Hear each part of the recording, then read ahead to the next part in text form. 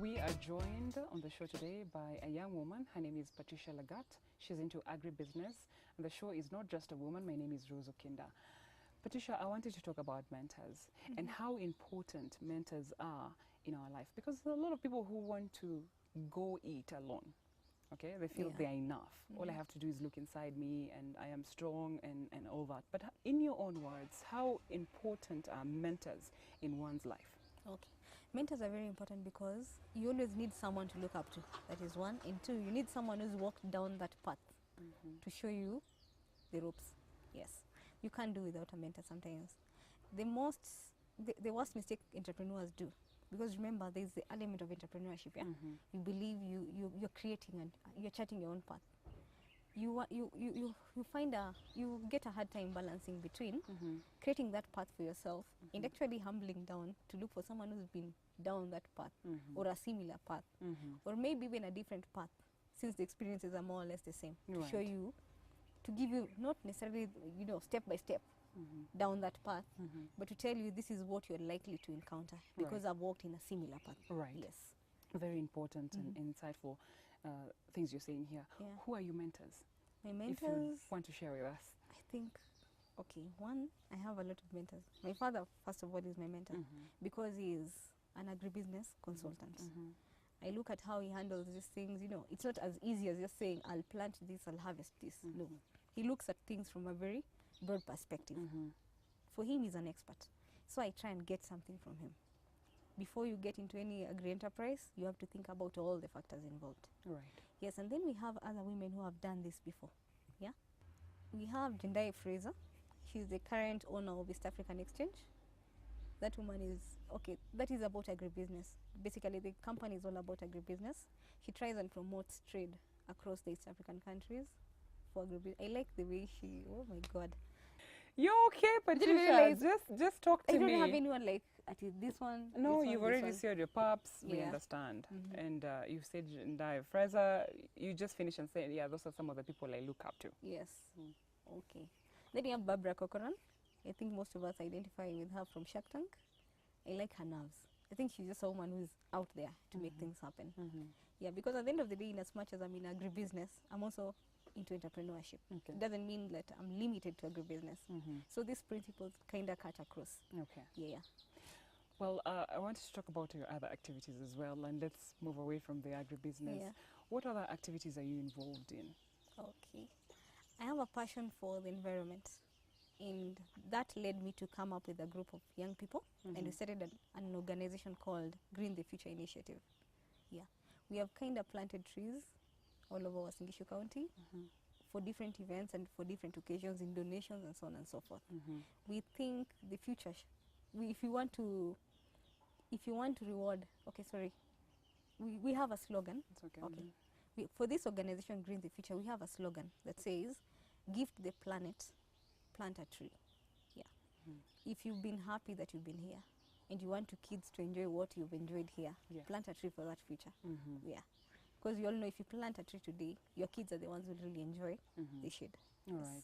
So is it a membership? If somebody wants to be involved in this organization, what do they have to do to become a member or to become involved in it? Because it's a really worthy cause, planting trees. It's more of a cause, really. It's not an organized thing that whereby you have to register to be a member. We always have a series of challenges we announce through social media, and hopefully we get another platform in the future, whereby we tell people on this day we shall be planting trees too in support of this cause, say in support of reclamation of a particular forest or a particular dam. So people come out and donate in the form of, say, you get a t-shirt and by default you've contributed to the kitty and you'll plant trees somewhere. Yes. Oh, amazing. I wanted to talk about, you think every time you have this come together, it's because of a certain cause, and you've mentioned the dam, the forest. Yeah. How long ago did you do such a get-together where you actually marshaled people around a certain cause? Yeah, it has been quite a while now. The last time we did this was 2 months ago.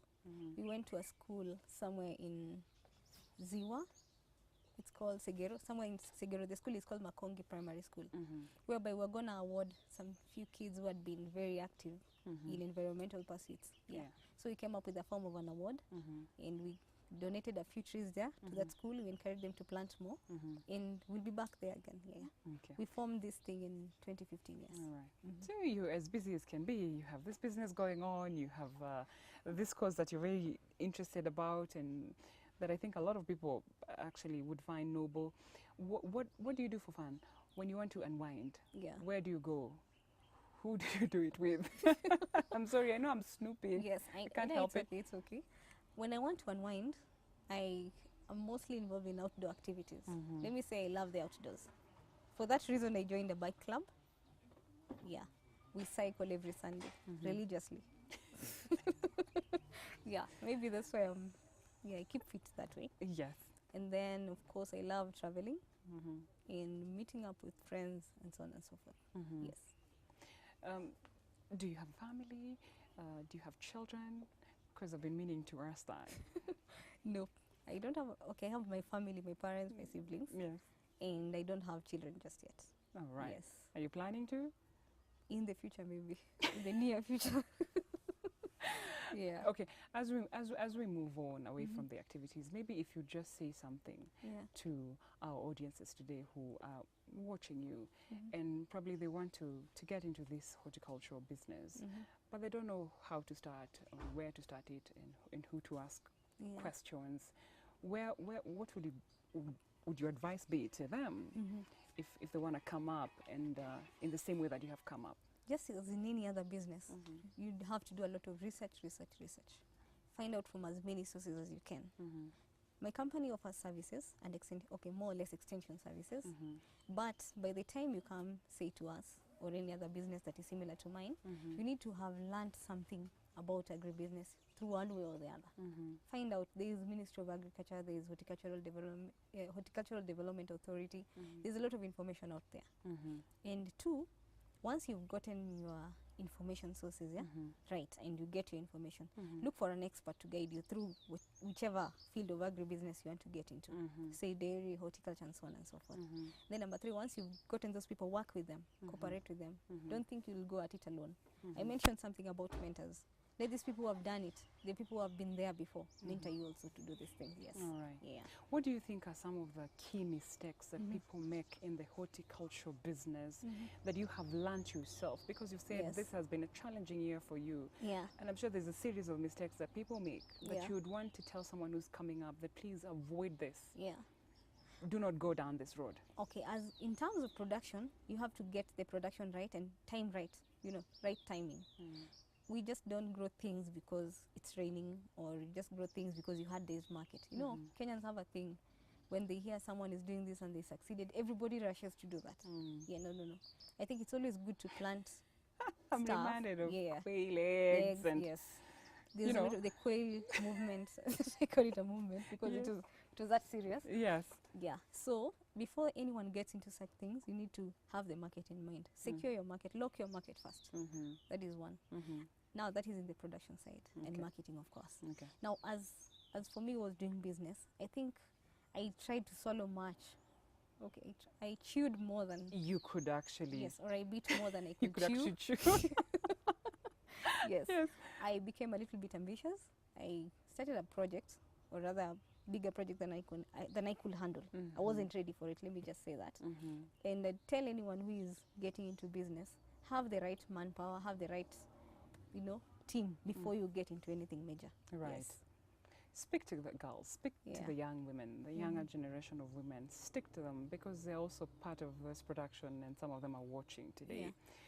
Yeah. And in terms of just being able to say, I can also do it.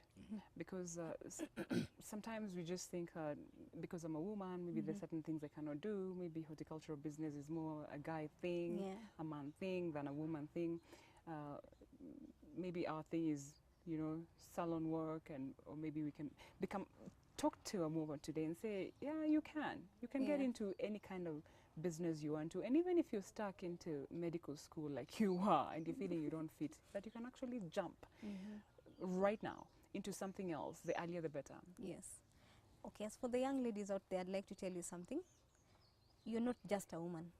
There's more to you than just being a woman. Just because you're created a woman, that's not all you have. There's so much. As long as you have a brain and you have a passion for something and you have the drive, push yourself and do something out of the norm. Do not just stick to to what people expect sometimes. I think a lot of people have not really exploited their full potential because of believing this is how I should be. No. Sometimes you just need to challenge yourself and say, I can be more than this. Yes. In anything you're doing, in any field, be it business, be it work, be it being a mother, being a daughter, just be the best you can be. Yes. And there are 3 things I always tell people that, okay, these are like my guiding principles. Yes, please the share. 3 L's. Please share. Maybe my name is Lagat, so I came up with my 3 L's. Yes. Yes. Live, laugh, and love. Yes. Live. Just go out there and be. Don't be limited by anything. As long as you're doing the right thing, just go for it. All right. Live your life to the fullest. Right. Have fun. Exploit all spheres of yourself as a woman. Yes. You're just not physically a woman. You're also mentally, spiritually, and emotionally. Make the best out of all of them. All right. Then love. Just have a passion for something. If you love doing something, love it to the fullest. If you love your kids, love them. If you're in a marriage, stick there and love it. And I mean, by love, I mean just develop a passion for something and exploit it to the fullest. And then laugh. Have fun. Nobody will ever penalize you for just being happy. Just have fun. If cycling gives you happiness, go for it. All right. Yes. All If right. singing gives you happiness, go for it. Right. Yes. I think you've tied it well, because I also Yeah. wanted to bring the question of passion, which is very Yeah. important. And you discovered that you didn't have a passion for medicine, Yeah. like we said before. But you've already said it. Have passion, because Yeah. I think passion is really important. Yeah. And even though you are suffering these setbacks, Yeah. you can confidently say that you have a passion for the agribusiness Yes. that for you're the involved in, business. for Yes. horticulture that you're involved in. Yes. Let's talk about passion for a while, Yeah. because I think you should make this clear. Now, when you have a passion for something, you'll never really find yourself feeling like it's inconvenience for you to do it. Like I see mothers. Let's take an example of a mother. You have a passion for your children. You'll never really feel like your kids are becoming a problem. No. It will be easy for you to even deal with them. Despite the challenges, by the way, you'll take them in stride and you'll be like, this is part of the journey. All right. So you should identify something that you're ready to dive. Yeah. So that's passion. And once you get it, learn everything you can about it. You know, most people just assume because you have a passion for something, it will come to you. No. You have to go out there, learn as much as you can, because there are other people who might not really have a passion for it, but they have very valuable knowledge about something that could contribute to this passion you have. Yes. And then, number 3, stick with people who are in that field. All right. There are people who also have a passion like yours, and they've been there for longer. Learn from their mistakes. You don't have to make all the mistakes. Let someone else make the mistakes for you, and then learn from their lessons and improve on what you have to enhance this kind of thing you have. Yes. All right. I want to thank you so much for coming. Yes. You see the way the time is so short? Yeah. I think we should be given like 45 minutes. But I want to thank you. We were joined today by Patricia Lagat, and she's been speaking about her agribusiness. She's into horticulture. She's been sharing and just taking us through the paces of what you can do and what you can avoid. And I hope you got something out of it. Remember, live, love and laugh. Yes. And have passion. Well, that's in the love sector. Until next week, when we'll be joined by yet another woman. My name is Rose Okinda. It's goodbye for now. God bless.